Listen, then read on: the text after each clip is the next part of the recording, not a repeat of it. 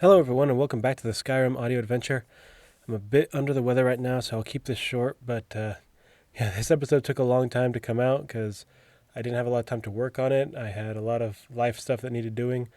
In fact, I wasn't even done with just the recording of it until a few weeks ago, so it really was just a long delay. And without further ado, let's get back into the Skyrim audio adventure, Book 2, Chapter 3. Venison Stew.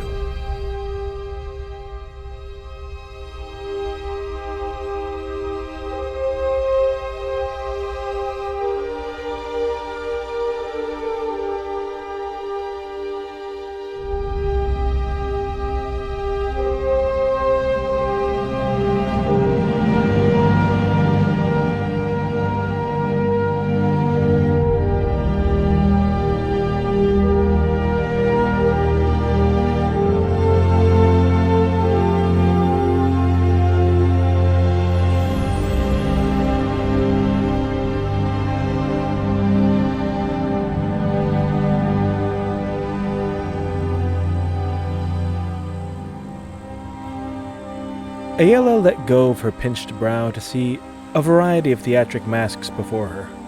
Rhea looked puzzled, clearly not understanding who the huntress was speaking of. Farkus was smirking, an expression that rested on his stoic features like a mammoth rests on a roof.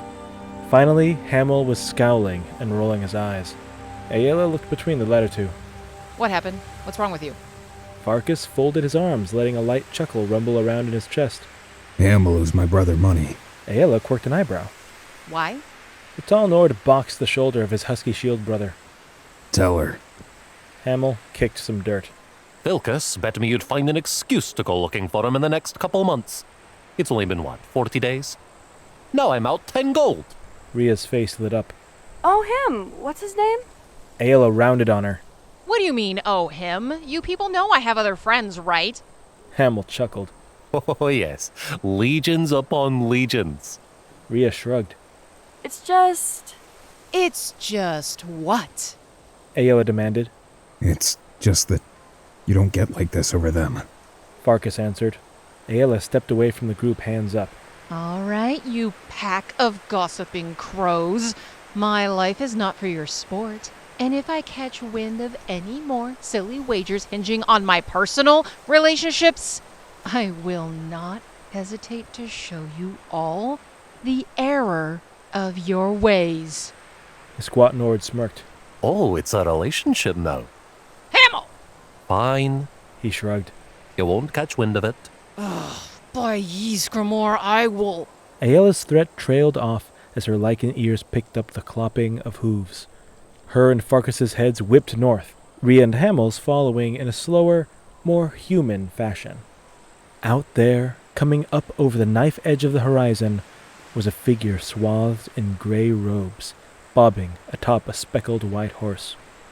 Now, lone travelers are no uncommon sight in Whiterun, even at the most jagged and apprehensive borders. However, this figure was shrouded, engulfed by their robes. Coming from the north, they had certainly ridden along frigid paths, but another supposition floated into the minds of the companions. After a moment, Hamel spoke their thoughts aloud. Vampires have no love for the sun, like you said. Or the north is a frozen wasteland. Aella countered. Rhea cocked her head. It's worth a shot. No, we've got better things to do. Farkus, take Rhea and get started south. Hamel and I will see if they know anything and follow. No. Growled Farkus. Why not? Like you said, not alone. If it's nothing, it won't delay us long anyway. The huntress rolled her eyes. Fine, come on.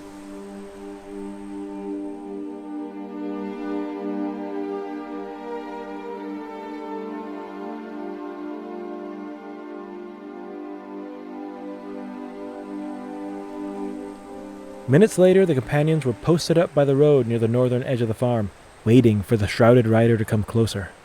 In the distance, they watched him, bobbing along, simultaneously in the plainest of sights and yet lost to the eyes of the world. Aella noted the odd way the horse was listing this way and that, as if either unconvinced or unhappy with its current direction. Soon the clopping of hooves against the old road rang in their ears like a drummer warming up his tempo. The likeness was doubly driven home to Aella and Farkus, for with their acute hearing they discerned the mysterious figure's raspy voice singing a soft song, in rhythm with the horse's steps. Through summer storm and lofty gale I took my road for vine and vale, till craving greed my heart did heed, and passing fancy took the lead. I rode the storm and broke my mast, bereft when I came to at last. I helped the crier find a shout, just so that he could have me out. I found a hut, no walls, no reeves, where many go, but no one leaves. I sallied up and tumbled down, but fool I am, I missed the ground. I lost my feet, but found my boots, climbing a tree that had no roots. Awoke along an ancient sea, to find that it had heard of me. Hamel thought it undignified to be waiting along the walls and fences, so he volunteered to be the herald of the whole affair. Stepping out and holding up a hand, barrel-shaped in silver armor, he thought that his striking presence in the center of the road would be enough to bring the rider to a halt. However, the horse showed no signs of slowing, still listing this way and that on an unbroken approach. Oi! Hamel called as the companions all stepped into view surrounding the pair. Traveller, we are the companions. We mean you no harm. Fell deeds have run rampant in these parts. We'd like to ask you a few questions. The horse finally stopped its advance, if only to start trotting in a wide circle. The rider, a near shapeless bundle of rags, twisted this way and that to address Hamel as the steed turned. Make no mistake, I appreciate the warning. The voice hissing from the hood was a raspy, purring thing. It carried whispers of an accent few in Skyrim were familiar with. The honor is mine to deal with a hall as esteemed as your Vasker. But alas, I have places to be. Ask your questions. Be swift. Where do you come from? The north. Aella couldn't help but notice the smile that crept into the figure's voice. Could you be more specific? Of course I could. Hamel pursed his lips. Have you seen anything strange coming this way by the roads? I saw a snow fox ridden by a horned rabbit. It pounded on the air, and every home it passed, children's wailing struck up like a song. The shrouded rider leaned forward in mock interest. Is it the rabbit you seek? Was it behind these fell deeds you speak of? No. Are you sure? Yes, Then what is it exactly?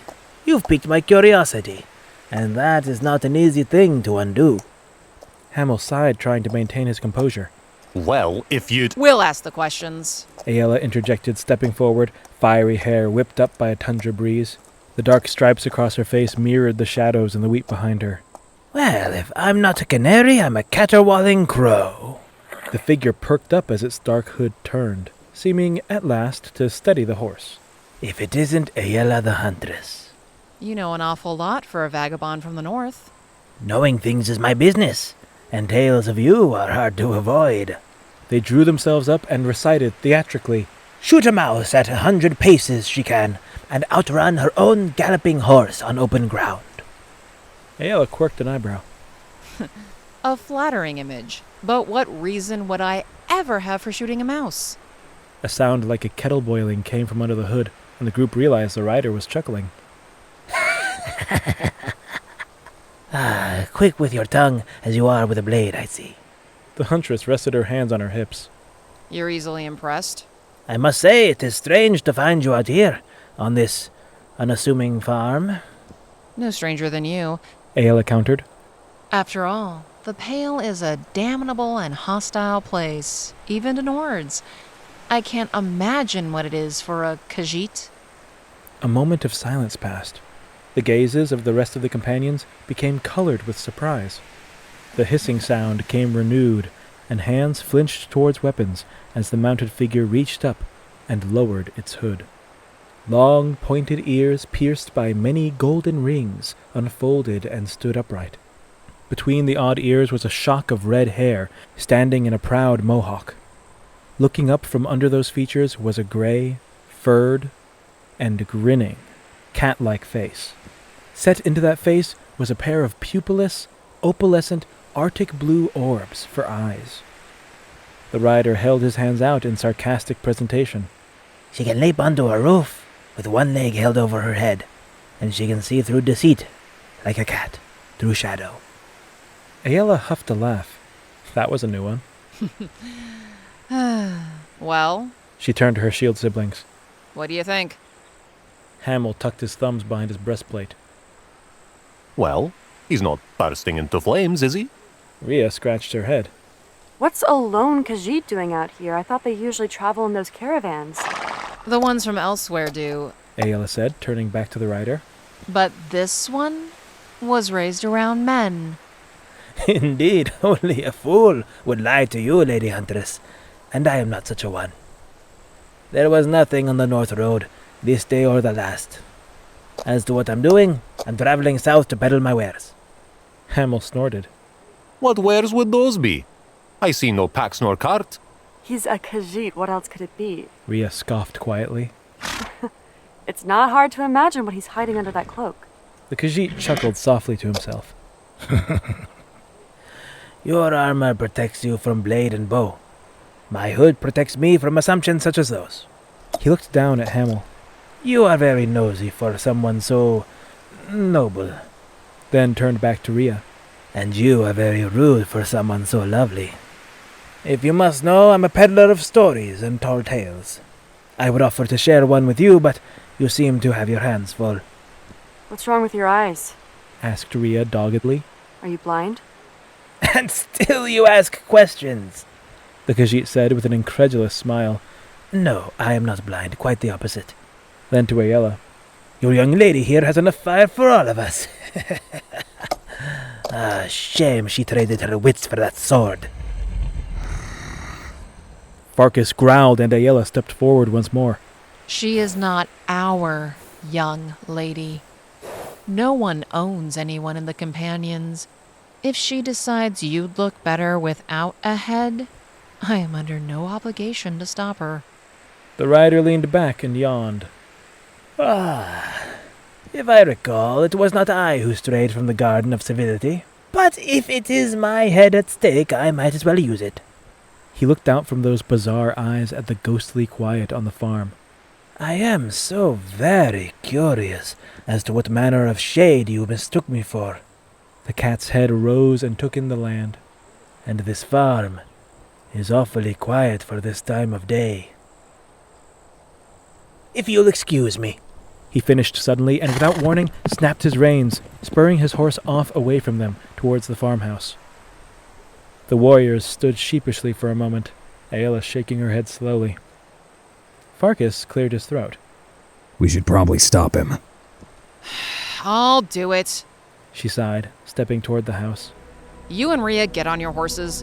That was enough of a waste of time already. Hamel, with me.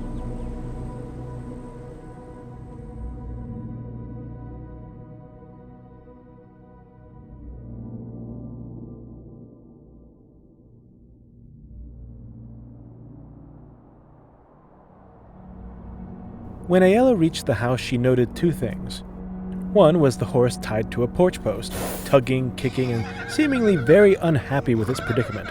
The other was the sound of raised voices.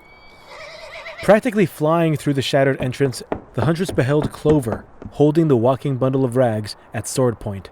At the thunder of boots on wood, the pair looked up. Madam Huntress! Exclaimed the guardsman.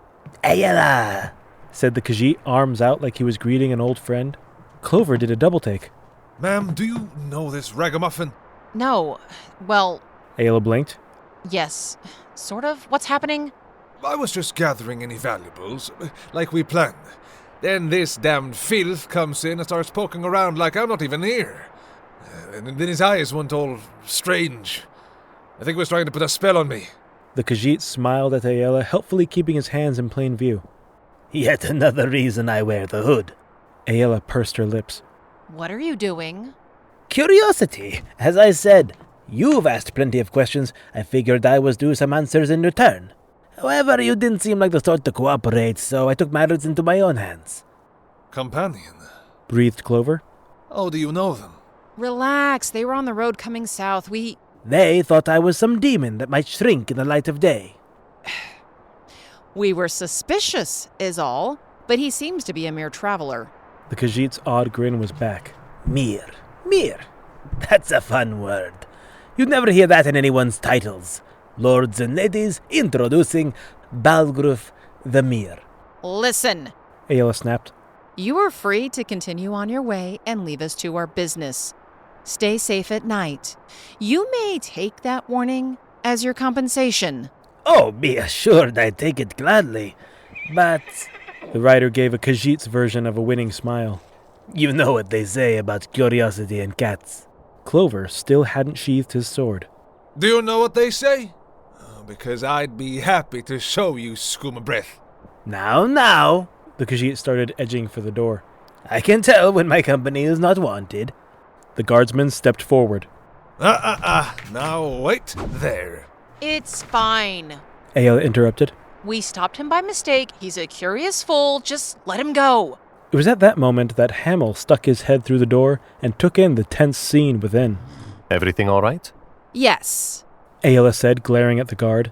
Our friend here was being nosy, but thanks to the good judgment and cool heads of the Whiterun Guard, he'll be on his way shortly, as will we. Isn't that right, Clover? Clover gave her a hard look, and for a silent moment the room waited on a sword's tip. Then, a hint of color rose in the guard's face. You remembered my name. Aela rolled her eyes. By the gods. She jabbed a finger at the rider. You! Out! The khajiit preceded her out of the house and wandered over to his upset horse. In the daylight she found that she was nearly a head taller, an advantage that felt very inconsequential in the moment. As Hamel looked on, arms folded, the rider stopped short of the grumbling beast and turned back to the huntress. I thought you were under no obligation to protect me. Snap decision. She muttered, pinching her brow. Now get gone. At least now I know what these fell deeds of yours were. Tragic. He untied the horse and stared into the distance as if imagining the scene. I can hear the criers now. Family of 4 slaughtered by... He looked to Aella, eyebrows raised. terrors of the night? Faster than his mind even registered her movements, the huntress closed the distance and grabbed the khajiit by his abundant collar. What did you just say? They were nose to nose, her voice deadly even as her eyes were searing that boiling red into the wide opals of the rider. Sorry! The cat winced, for the first time appearing shaken. It was in poor taste. I'll just go. What did you just say? The huntress repeated, coating each word with venom. Monsters of the night? Before that! The rider's horse started at the beastly growl in her words and pulled out of the rider's grip. It cantered away from the house and off to the north. A family was slaughtered?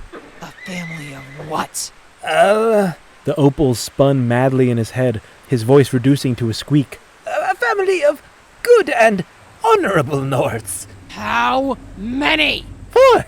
4? Yes, a family of 4. How do you know? What? How do you know? The house! The way the house is set up, the number of plates, the jewelry, the wooden swords, and the doll under the table. What doll? It's in a blue dress. Look, I swear it's there. Her red eyes narrowed. Familiar with homemaking, are you? I've been in quite a few. I have many friends. Aella almost threw him away. Get out of here! Now! With pleasure. The khajiit scrabbled to his feet and gave chase to the steadily shrinking horse. Aella stormed over to the crumpled mess of wood and cloth that lay below the broken window. Hamel followed, wisely keeping silent. The sun burst over the hills to the east and spread light like butter over the fields, over the farm, and over what Aella now realized, with gut-wrenching certainty, were the remains of a child-sized bed.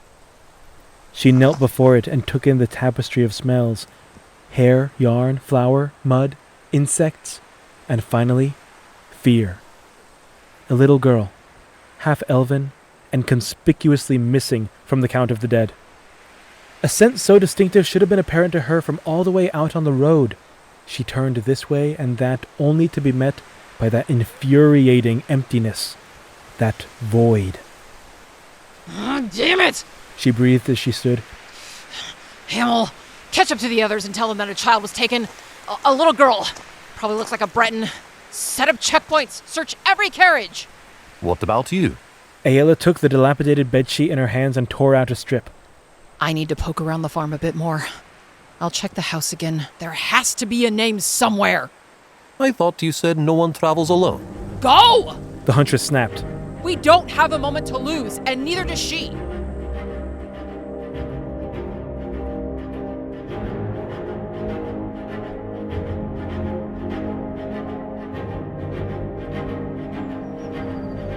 Dappled dots of daylight walked across their shoulders as Nufic and the man called Stranger continued their day-long trudge north through the woods. The man hadn't spoken much as they walked, at least not to Nufic. He would mumble to himself from time to time, asking bizarre, rhetorical questions and carrying on one-sided conversations as he scanned their surroundings. He would listen to unheard sounds, sniff things that need not be sniffed, and generally carry on in a manner that would spark concern in most decent folk. The discourse would normally end with a soft, "Okay," before he continued on his unknowable way. The boy often wondered whether the man had forgotten his presence. But then Stranger would look back to see how he was handling an obstacle or hold up a hand to indicate that they should be still. These latter instances were particularly unnerving, for, as far as the boy could tell, they were completely alone and had no reason to keep a low profile. Stranger never elaborated, and Nufic's young mind ran wild with what forest phantoms were giving the ranger pause. By noon he was so unsettled the sound of the host of sparrows sweeping overhead almost caused him to dive for the dirt. A huge fallen tree, the top slick with young moss, blocked their path. Wood rot had yet to set in. Freshly fallen, the boy thought. Stranger stepped up and walked along the canopy, making his way to the base on a nearby bluff. Nufic followed, feet unsure. When the pair reached the end, the boy was taken aback. Normally, a tree's roots would be pointing skyward, still tightly gripping the soil that had given them life.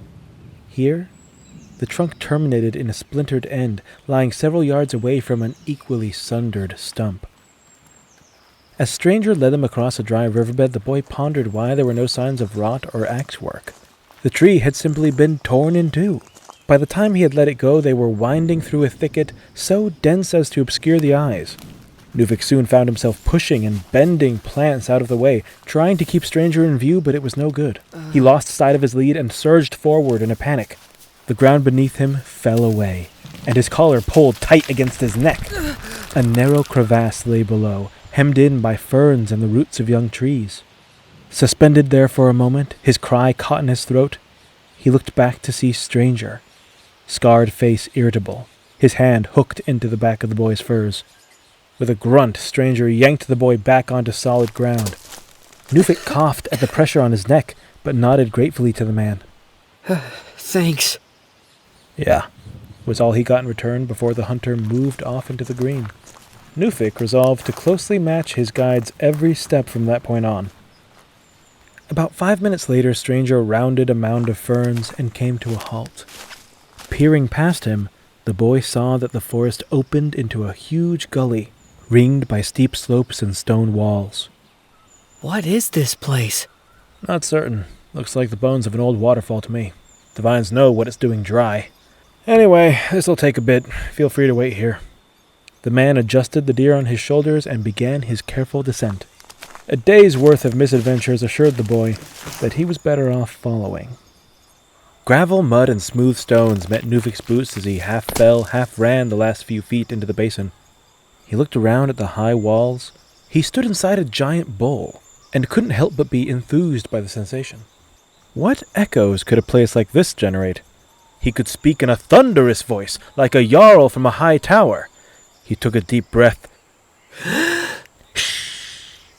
Stranger hissed, glaring back at him. Nufic gave a sidelong glance, and the breath came out a bored huff. The hunter was making for the tall groove of stone at the far end of the basin. At its base, Nufic saw a hollow in the rock. Stranger knelt before it and unburdened himself. His pack, a loaf of bread, a sack of assorted berries, and the deer, rigid with death. As Nufic approached, the hunter motioned for him to get down before producing a knife and carving into the deceased buck.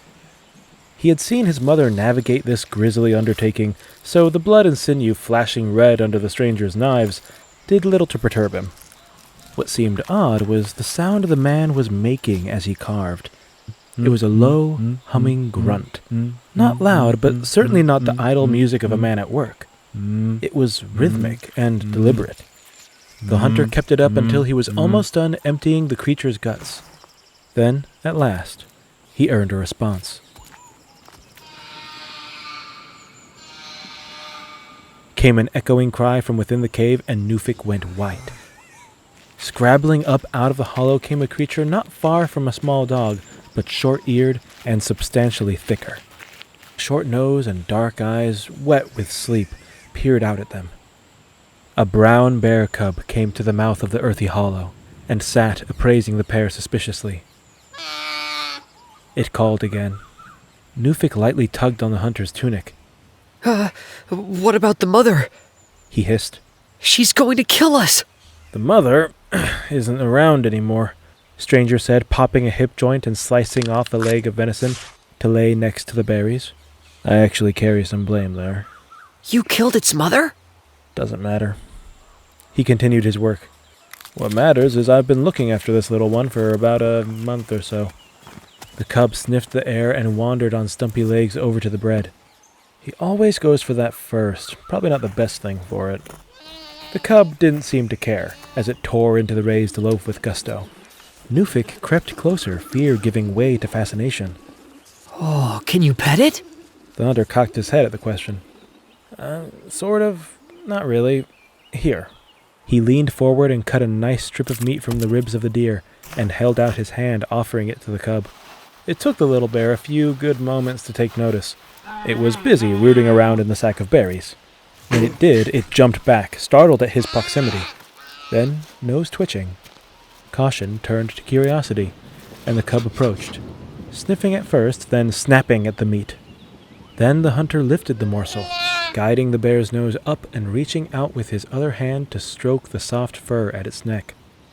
The man only got a couple pets in before the cub stood on two legs and snatched the meat out of his hand. Suddenly, Stranger gasped, convulsed, and rounded on the boy, clutching the bloody stump of his finger. The cub bounded off again at the sudden movement. Nufic's heart leapt and his stomach lurched as he recoiled, gasping in horror at the missing digit. Then he saw the man's grimace turn to a grin, and he threw up his hands in exasperation. The hunter's shoulders shook violently as he tried to keep his laughter to a reasonable volume. Sorry, he wheezed, waving his long, dismembered hand. Sorry, it just came to me. You scared the cub, the boy chided. Don't worry, he'll come around. Look. Carving another piece of meat, he gave it to the boy and almost pushed him towards the bear. Nufic's legs numbed with excitement as the cub stalked in a wide arc before him. Summoning what courage he could, he extended his arm and presented the cub with the meat. The bear approached, similar to how it had with Stranger, only slower and even more cautious. When it got close enough to take a stab at the meat, the boy lost his nerve at the sight of those sharp teeth. With a flick of his wrist, he flung the strip of meat to the cub, who snapped at it but missed. It hit the little creature's chin and fell at its feet. After doing a little dance trying to locate the food, the cub gobbled it up. Then followed the smell of blood toward the boy. For his part, Nufic was frozen to the spot. His feet together, elbows glued to ribs, as he was investigated by the curious cub. It sniffed at his feet and circled him. It reared onto its hind legs and pushed at his thighs before loping away and spinning in a circle. The hunter moved forward to see the kid's face and found it locked in a wide grin. Not bad, eh? It's awesome, Nufic said, kneeling, reaching out to the bear. Did you name it? No, actually. I'm not that good with names. Why don't you give it a whirl? The cub came up to the boy and sniffed his hand, before pawing at it and rolling into a somersault, evidently in a playful mood. The boy rolled with it, and when they came up, the cub jumped on the young Nord's forearm, kicking and gnawing playfully. Okay, ow, ow, okay, easy. I think he likes you, Stranger grinned. He's really strong. He's a bear. Cub or no, they're built sturdy. How about Bjorn? Nufic gasped as he circled, trying not to get pulled down into a wrestling match. I like it, the hunter said, sitting back on his haunches and watching the play before him. Whoa. The boy's furs had been loosened at the collar, and a length of beads peeked out from underneath. A second glance showed the hunter a familiar boar's tooth necklace. He chuckled to himself at the odds of it. Nufic, you're out here trying to feed your family, right? Yeah, I was. The boy's face dropped. Didn't go very well. My mother's probably worried sick. After a moment of thought, he took up his knife again. Hey, so, I'll tell you what. Let's make a deal. I've been moving around a lot lately, and you seem pretty good with the little guy. How about I take this other leg, and you take the rest of the deer to your family? In return, you help look after Bjorn here. Nufic looked up, face attentive. Will you teach me all your hunting tricks? The hunter's chest swelled just a bit. It had been a long time since anyone had wanted his advice with anything. He smiled as the cub took advantage of the boy's distraction and pulled him to the ground. Deal.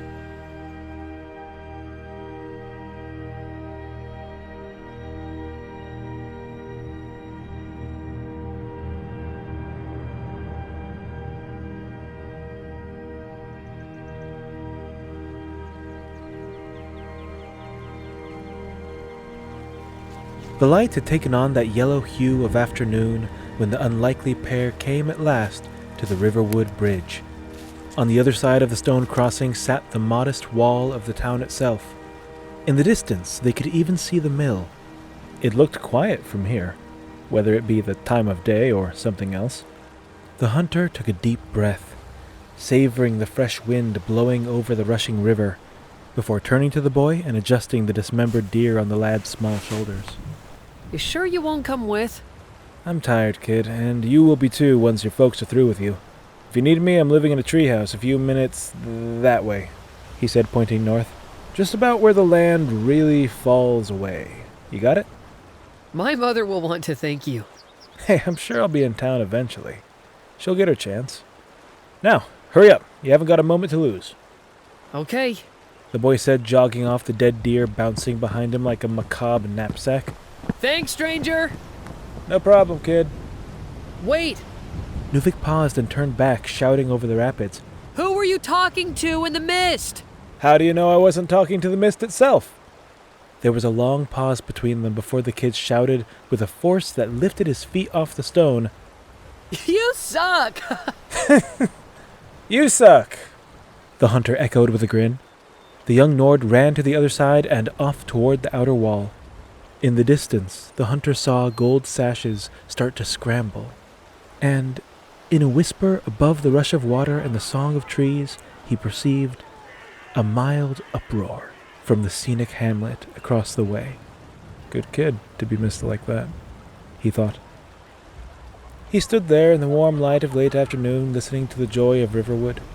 One day he would join that town in its revelry, but for now, he kept his visits to brief dawn intrusions. Just then the rumbling of wheels on uneven stone drew his eyes north. Stepping around the distant corner came a horse, head low and weary from its trudge up the mountain. He could see its breath burst in thick clouds in the sun's last rays. He could hear the shrill voice of the driver urging it onward for this final stretch. The hunter's sympathy only grew when he saw the wide carriage at its back. He stepped off the road, onto a path that would only be considered a path among foxes, rabbits, and squirrels. He wound off between flower and bramble toward the place his heart had tentatively come to know as home.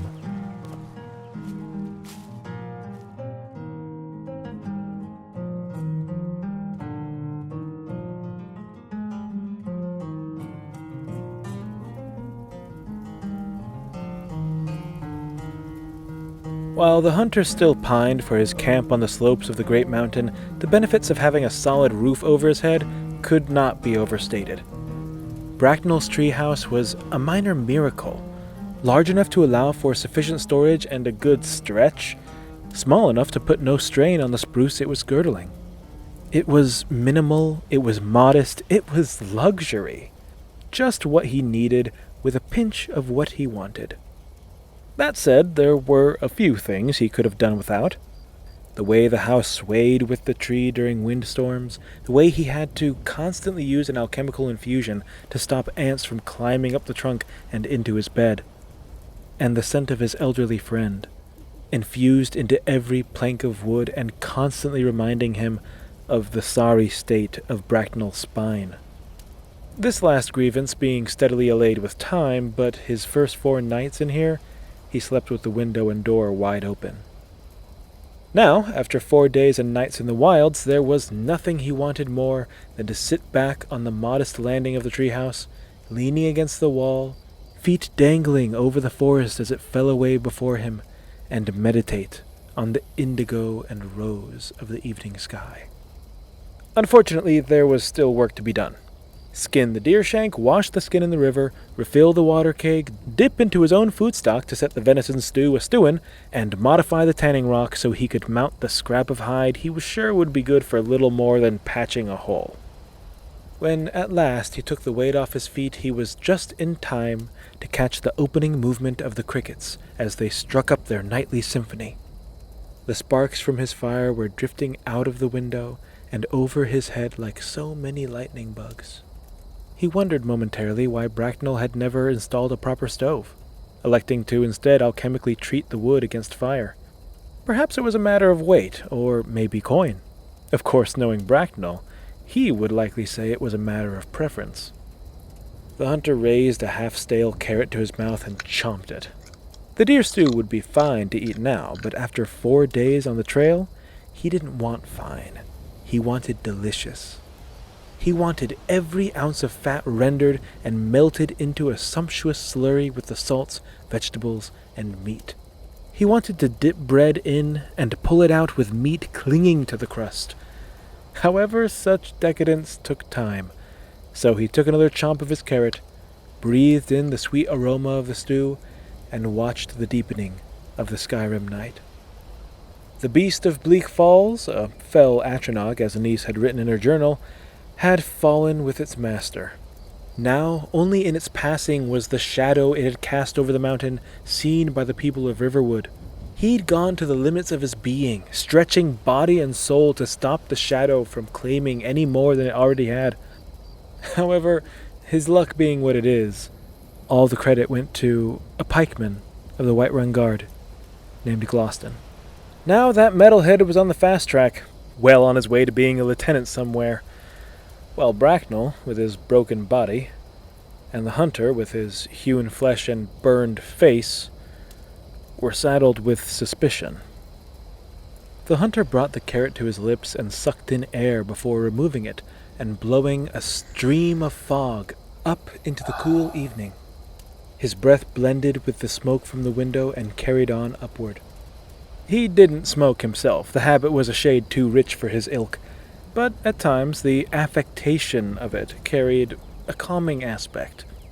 The hunter had no hate for Gloston. He had hardly met the man and could only imagine him as honorable. What's more, he couldn't imagine what kind of reward he might have received. The authority of the Whiterun Guard was what lent credence to the threat of the necromancer and her pets. Of course one of their own would benefit. Without them, he and Bracknell would only be 2 hunters with a tall tale. Actually, as a matter of fact, he and Bracknell would be dead. Still, the distrust was irksome. In the end, it was only Bracknell's ties to the Companions of Jorvaskr, a great guild of warriors in Whiterun, that slowed their persecution enough for cooler heads to prevail. Though upon reflection, perhaps cooler was a poor word to describe Aella and her heavy-handed methods. The hunter felt a nasty throb of phantom pain in his finger and shook out his hand, trying to get the darn thing to relax. Aella was a complicated creature, exceedingly dangerous and unreasonably beautiful. She had been a thorn in his side since he had first arrived in Whiterun. She'd been a teacher, a bully, and a threat. She had given him the long scar over his right eye, and a crack in his skull that required magic to mend. In return, he had cornered her and teased out the secret of her lichen nature. Their last meeting had felt raw and intimate, both emotionally vulnerable, but time and obligations had brought their relationship to little more. The huntress's auburn hair had danced in the periphery of his dreams for the past month, but he was fairly certain she didn't feel for him in a romantic sense. Surely a woman in a courting mood would be demure, trembling, and modest, and he had no idea what he was talking about. He took another bite of his carrot and breathed deep, grounding himself in the moment. Thoughts of Aella always branched off in one of two directions.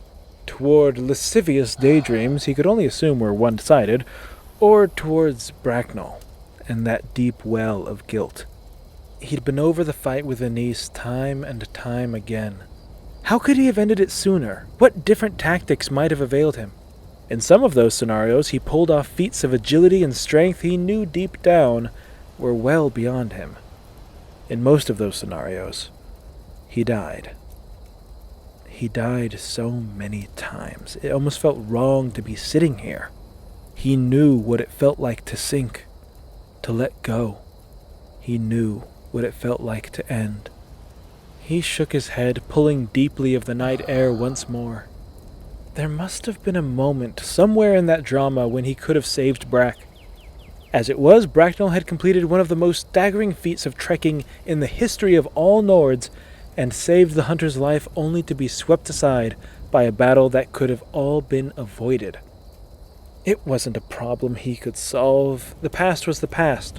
Best to let it go, and do better. Easier said than done when the hunter's very presence here brought the sound of his friend shattering, echoing back to his ears. In theory, he was a caretaker here, a house-sitter until Bracknell was well, but something in the math of the whole situation didn't sit right. Brack was old, quite old, and the hunter had seen how gingerly he'd been moving, so stiff and halting. The Nord's recovery would be slow, and by the time he was well, he'd be even older. Then he'd have to win back the strength it took to live this rugged lifestyle, and the hunter wasn't even confident he could climb the ladder to his front door. None of it sat right with him. Just then, a cold hand clasped his hanging ankle and started pulling him over the edge. It was a long, spider-like hand. With a twitch, the hunter snapped back to the present, and the hand was gone. His chest felt heavy, as if there was some great weight on it. His breaths were shallow, and his chin had sunk deep into his collar. Had he drifted off to sleep? He lifted his foot, and it rose into view unmolested by any undead fiends.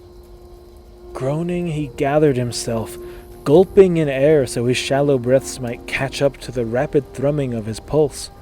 The contrast was giving him a headache. Weight on the wall, he stood and headed inside to check on the stew.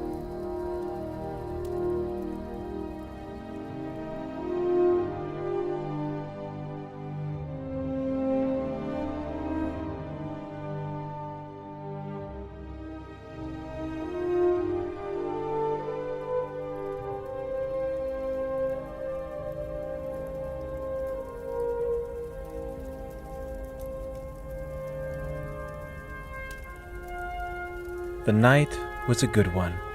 Secunda and Masser were bright, and the wheeling bands of stars were veiled by ribbons of gleaming light.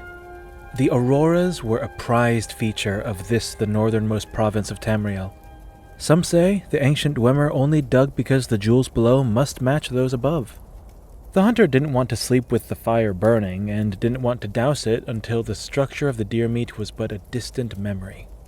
And so, deciding that the next morning would be fine without him, he stretched, did weapon maintenance, and got 2 chapters into a book called Nightingales, Fact or Fiction. It was a good read, he thought, and the idea of master thieves, thieves of honor with codes and scruples, was an enchanting one, to say the least.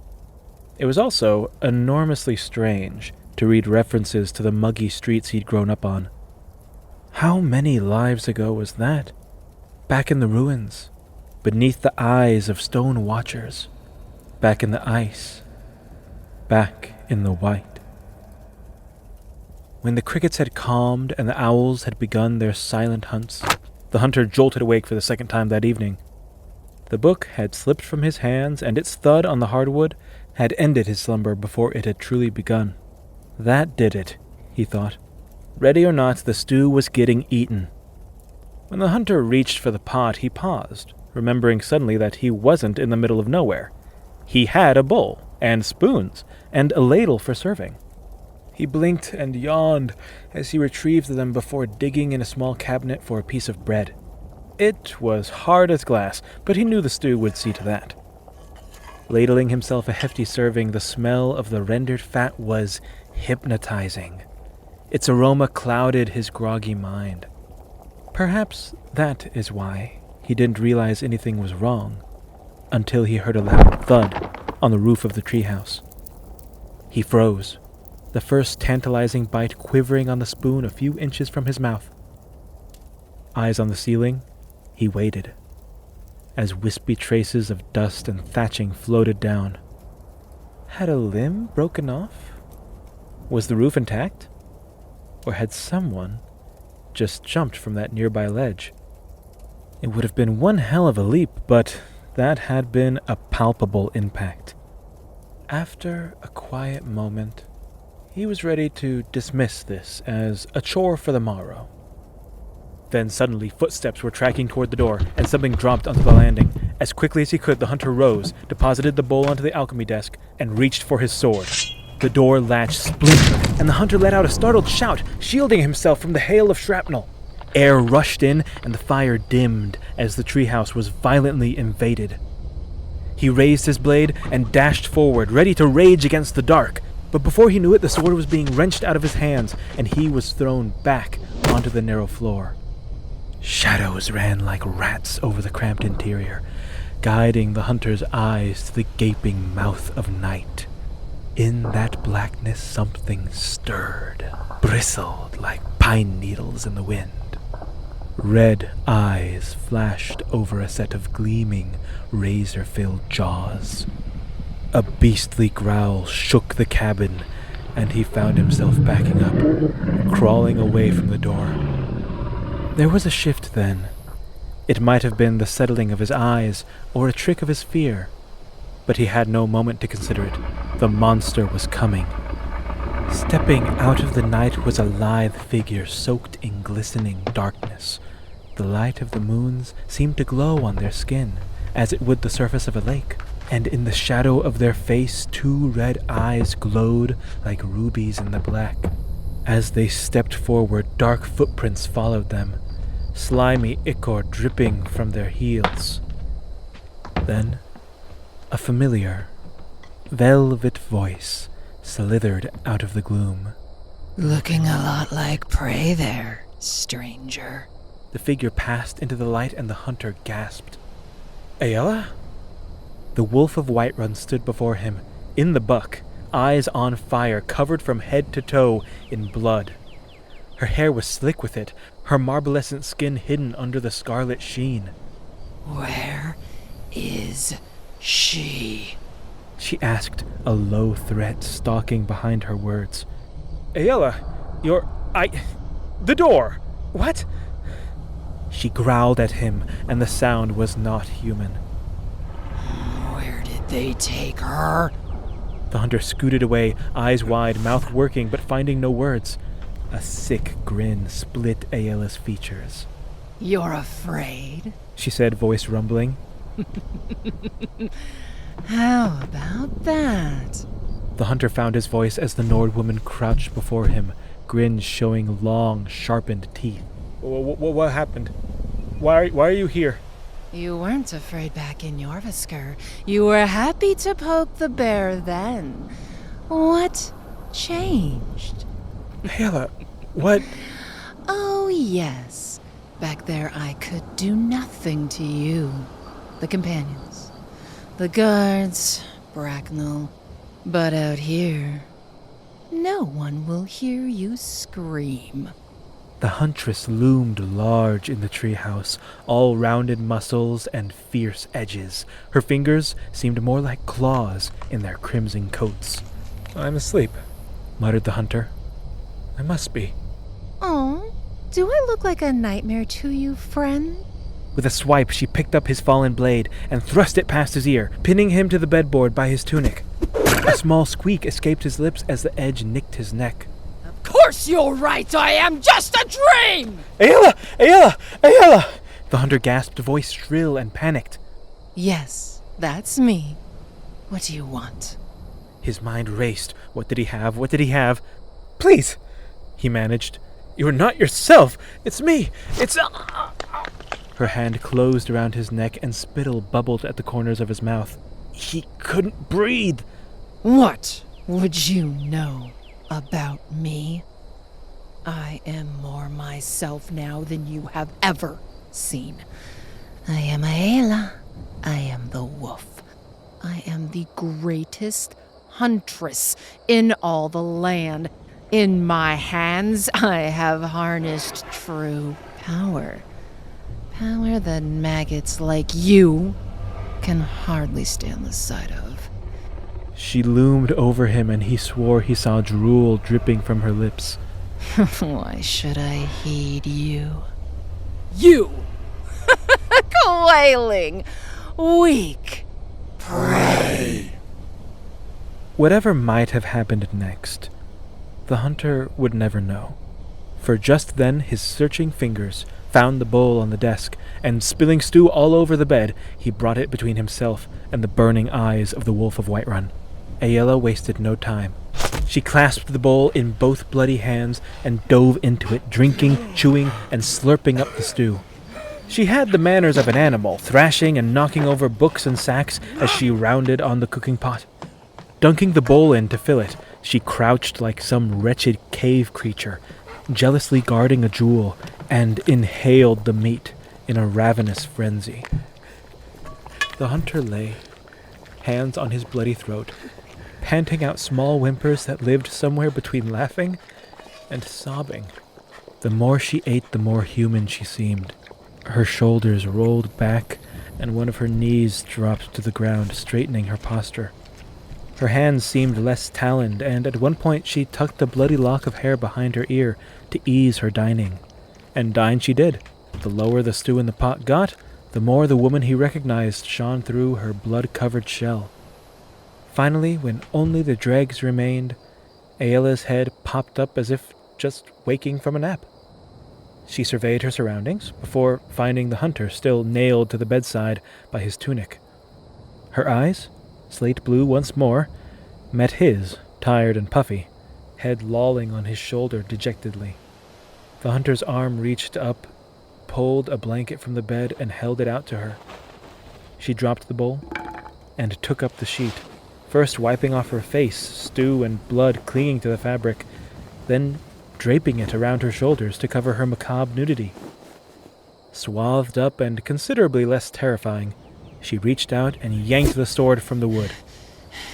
You shouldn't have swung this at me, she said, brandishing the weapon casually before leaning on the bookshelf and looking to him expectantly.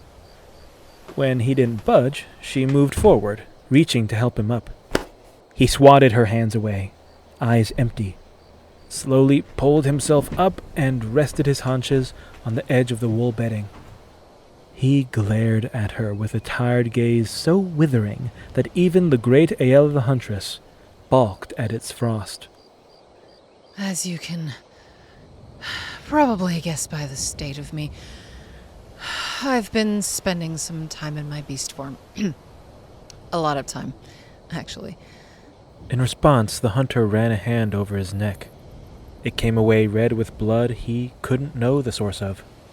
Rubbing his fingers together curiously, he sniffed hard and looked back to her. Aella pursed her lips and feigned a smile. I bet this wasn't the reunion you were expecting, but hey, I'm naked in your room, so silver linings. Yeah? The half-breed blinked, and the Nord woman cleared her throat. I guess what I'm trying to say is hello. Long time no see. It's She fumbled with the sheet as she fumbled with her words. It's nice to see you doing so well. The hunter raised an eyebrow. So, is this just the silent treatment, or He blinked at her. Is it the door? Still nothing. The food? After another painful stretch of silence, Aella sighed. Okay, look. None of this matters. I need your help. Was all she got out of him. Aella adjusted the blanket, tying it over her shoulder so it hung like a lopsided poncho. It covered her well enough and left one arm free for gesticulation. She closed her eyes, taking a second to arrange her thoughts that, but moments before, had been tinged with bestial fury. 2 nights back, She began. a farm north of Pale Watch, the Lorius farm, was attacked. Everyone was killed, the workers and the family. At least we thought so, but turns out there was a body missing. We eventually checked the logs. She was the daughter, their youngest, Evid Hendian Lorius.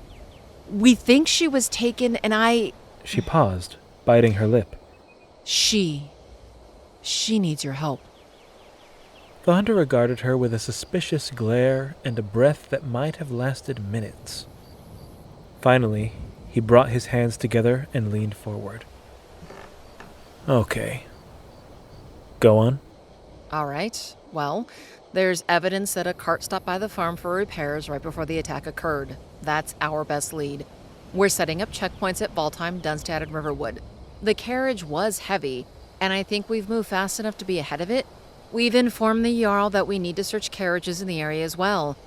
I came up here to inform the guard at Riverwood. I needed to turn to climb the mountain, or I wouldn't have gotten here till morning. As a wolf, I can outrun a horse any day, especially over rough terrain. Do you always look like this when you change back? The huntress looked down at the crimson caking her skin. Yeah, a bit. Some of this isn't mine, though. On my way up here, I found a small group of bandits disguised as Imperial guards. My guess was that they were setting up an ambush. And I wasn't taking the road, but I smelled the old blood on them. Seemed like just the kind of people who might have seen someone coming by. So I thought I'd interrogate them. The hunter wiped more blood off his neck and regarded it with distaste. I take it they were unhelpful. Yeah, their responses were indeed traumatic. Those who were coherent enough to answer my questions seemed to be ignorant.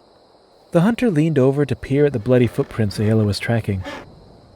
Well, I can't speak for Bracknell, but I can certainly say that I've never entertained so many guests.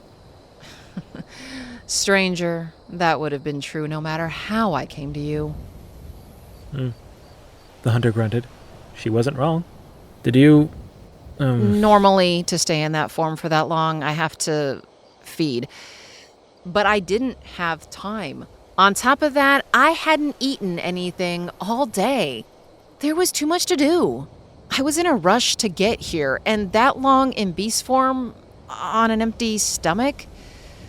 Well, by the time I shifted back, I was so hungry that I might have been a little rough. But that's past now. So, hunger makes you lose control over it. It? The hunter stood, coming eye to eye with her, and glared as though he were trying to see past her irises to something beyond. The monster inside you. The wolf. I normally have control, but there is no monster. There is only me. Doesn't feel like that from my end. Yeah, your end doesn't matter. This is my power. This is me. And I don't need you to understand. Well, thank fuck for that. He put his hands on his hips and tried to pace in a circle, but in the cramped space, it was more like spinning in place. Aela's features softened for just a moment as she watched him. You haven't been sleeping. It wasn't a question, and as such, the hunter didn't feel it needed an answer. Aella, why are you here? Because the little girl is missing. Yes, the little girl is missing, and you came up here to set up a checkpoint at Riverwood. Yes, but why are you here? The hunter looked her up and down. Oh, Skies, I know what it is. Aella pinched her brow. No, you don't. You're here to borrow clothes. You left yours at the bottom of the mountain, and you can't talk to the guard at Riverwood in the nude. Aella's eyes snapped cold steel. Oh, for the love of... No, I came here for you. Why? You're the Wolf of Whiterun. Why do you need my help? What aren't you telling me? It was vampires! The hunter's response caught in his throat. What? It's... Vampires attacked the Lorius farm. We think they took Evid too. The hunter was quiet. His eyes went from searching her eyes to drifting absently over her head. She saw in those browns that she had brought the world of his nightmares to life. Finally, his head dropped into his hands, and he rubbed at his temples. Taken 2 nights ago? He asked. That's right. Well, you can kiss her goodbye. She is... Don't! barked Aella. Don't you dare take that line. I will not accept it. You wanted my input, right? I do, but I won't accept that. The hunter shrugged congenially. Okay, vampires. So what? You're the companions. Are you telling me that you've never faced vampires before? Aella was quiet. Wait, seriously? None of you? Believe it or not, stranger, very few people have. Even among the elite warriors, many aren't certain of what they faced. Most don't live to tell, and even then there's almost nothing left to find. But in all of your Vaskar... We're not the Vigilance. We don't seek out the wicked on some holy crusade. We handle bandits and warlords, thieves and beasts, the common grievances of lords, jarls, and simple folk. Vampires are not common. For most of us, they've walked right out of a children's tale. Your experience, however improbable, is unique. Now, please. The hunter had seldom heard that word from the Nord woman. He slumped back onto the bed. Aella pulled up the singular chair and leaned forward, watching him intently. Listen, I want to help, he started quietly. But I'm no expert. His eyes were downcast, and she saw him rubbing the stump that used to be his finger. It was fast and confusing. I was let go. I didn't triumph over anything. I just lost my fucking finger. Why don't you ask a lizard about the cat that took its tail? Stranger, we barely know where to start. Anything you know, hell, any thought, even a reckon, will help. What if I told you I have been deliberately not thinking about all that since it happened? I tell you that I know it hasn't worked. He looked at her with open, haunted eyes. Aella. Think of the girl, stranger. Think of little Evid. He looked up at her, this blood-soaked nightmare who called him friend, and sighed, shaking his head. You need a monster to kill a monster. The corner of Aella's mouth twitched. Interesting. So what does that make you then? The hunter scowled at the implication. Lucky. Whatever you say, Mr. Monster. Don't. Fine. Aella chuckled. Then you've got me. That enough monster for you? The hunter, knowing he'd been outmaneuvered, dragged his hands down his face before offering a defeated smile. See, if I had said that, I'd have a dead arm now. The huntress shrugged. Probably. Now come, will you have me? He ran his hands through his hair once more before fixing her with a rueful gaze. Before we go, he began in a voice resigned but not melancholy. It was about the door. And the stew. You're a horker for that. Aella grinned, seeming almost sinister once more. If we're clearing the air, then you won't mind if I add that I actually do need a change of clothes? The hunter narrowed his eyes. You... Be nice. Aella cooed, and suddenly the blanket was covering his head. I only have 2 sets, you maniac! The hunter cried as he fought to extricate himself. By the time his head came free, she was a shapely silhouette in the doorway. Grab your gear. Grab your clothes. Meet me down by the river. I need to wash off. No sooner had she disappeared did the hunter snatch up the stale bread from where it had fallen under the bed and use it to wipe up the dregs of the stew. His teeth crunched into the old rye like a cracker. Damn, he lamented with a shake of his head. It had been a very good stew.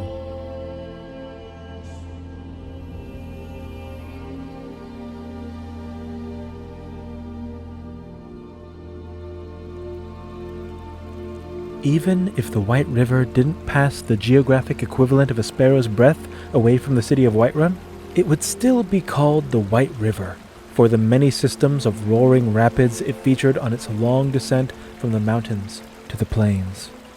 In fact, even in the dark of night it lived up to its name, as the pale light of Secunda refracted off its rippling currents and majestic spray. The hunter, back in his chainmail and travel cloak, his loose evening garb bundled in his arms, stood tall at the river's edge, looking this way and that for the elusive huntress. Often he had clung to a root and lain in this river to soothe his burns. Considering that she had just accosted him in the nude, he thought it odd that she would hide away for a quick bath. Modesty wasn't like her. But if it wasn't out of modesty, why would she... The hunter leapt back from the bank just as a swift arm shot up out of the current. Aella snatched for his ankles, but grabbed only air. I had you! She cursed, head bursting out of the water like a striking slaughterfish.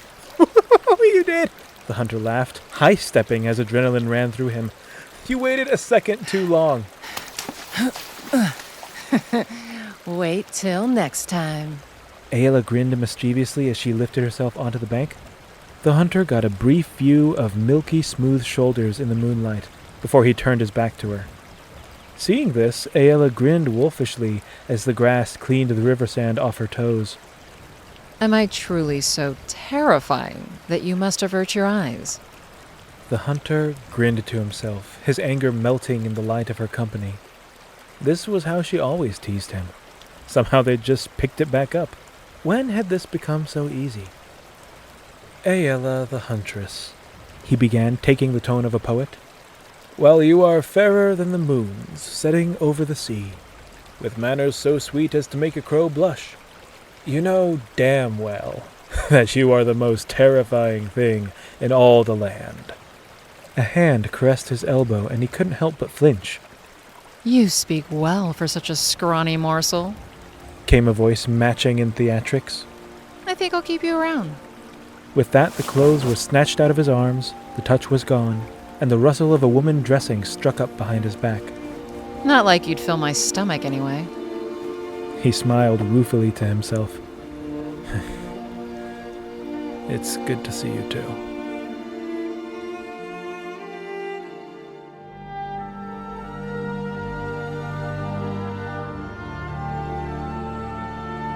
Considering the incendiary nature of Aela's last crossing with Riverwood's guard captain, the hunter imagined his presence at her side could only slow proceedings.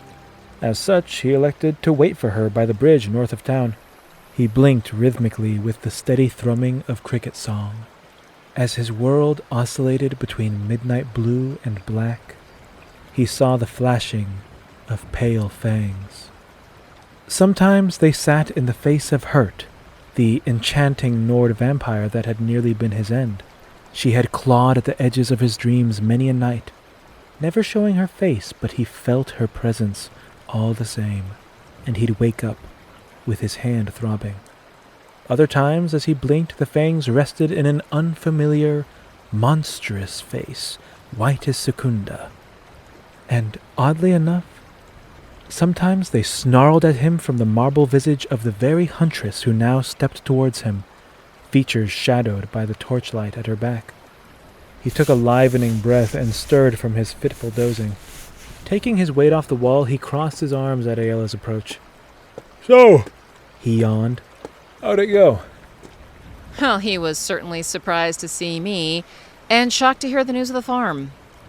No riders from Whiterun, then? No, only a carriage just before sundown. Odd fellow driving it, with a heavy load in the back, picked up a hitchhiker and headed south. A hitchhiker? A laborer, he said, sodding, or something? Sending. Yeah, that's it. And you're not suspicious of this carriage? No, they were traveling in daylight.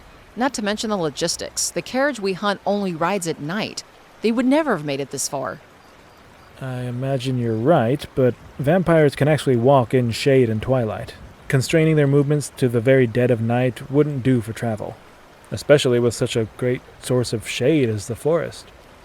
The huntress paused, eyes drifting as she silently recalculated. No, She eventually said. they still wouldn't have beaten me here. The damn horse would have had to have been a sleepwalker to manage that.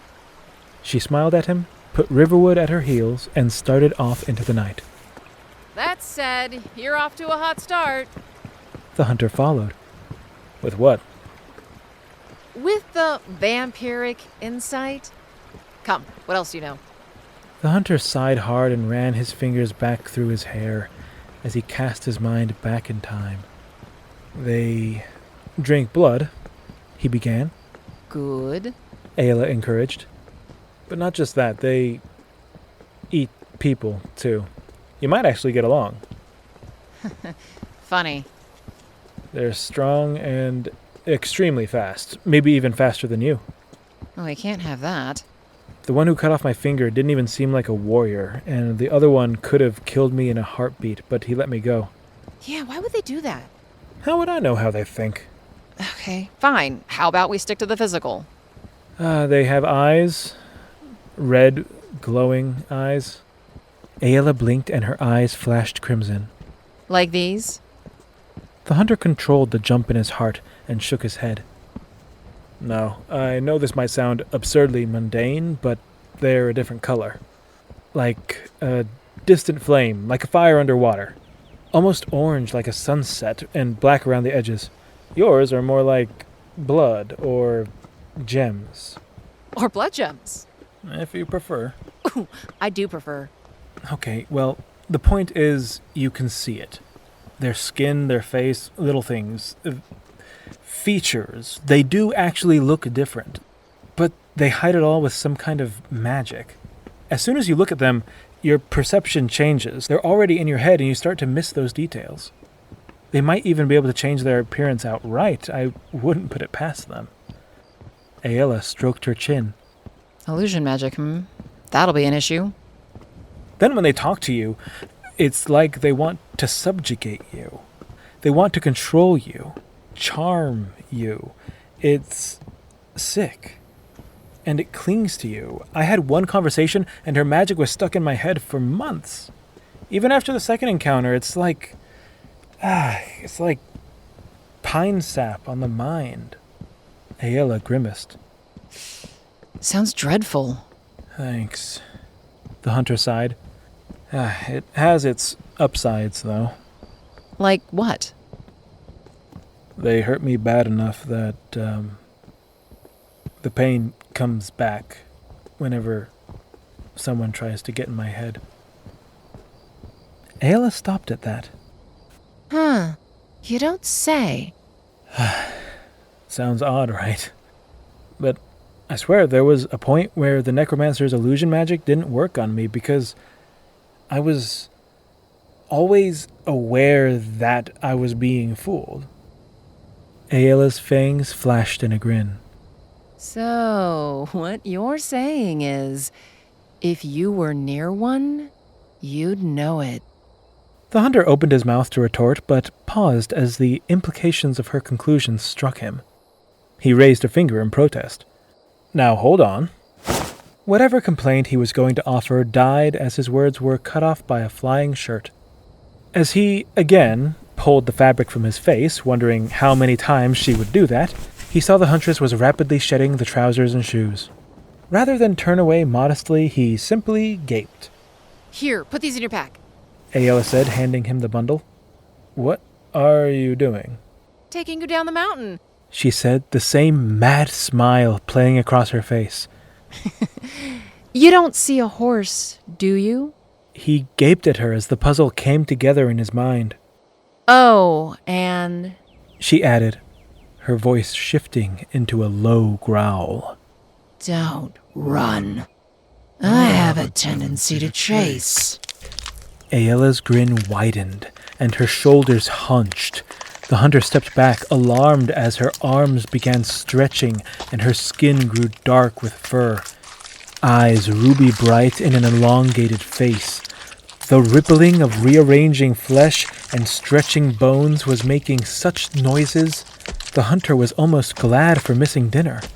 Wolf ears climbed to the top of the skull, fingers became talons, and feet widened to 3 times their human width. Before the hunter could string any words together, a werewolf was towering over him, black as the depths of Nirn, calling him back to moments of desperate terror. Only this time, his yell was held of his own accord. The monstrous hound crouched before him. A voice came like the rumbling of an avalanche. Grab on. Don't let go. What was left of the night was spent riding on winds, bounding over breezes, a zephyr in the dark, a shadow without a caster, a dream of howls and the beating of air against his ears. Once more, he was spirited out of the woods and into the wide world.